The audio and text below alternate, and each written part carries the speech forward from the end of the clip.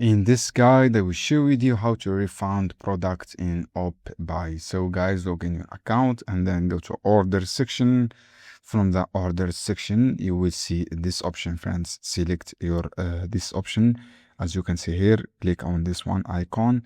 And when you click this one, you see cancel products. As you can see here, click on cancel product. When you click cancel product, select your reason you want to cancel the product from here. After that, you will get a refund. So guys, you will see your order from here, your order details, and click cancel from this section. If this method not work, you can connect your support team and write a refund. I want to, for example, I want to refund my product or something like this, and then you will get answered through support team. This is the support chat, and you can also go to customer support and you can contact the support through customer support. You will get a refund. Just follow the first method, guys, and click cancel and then click confirm.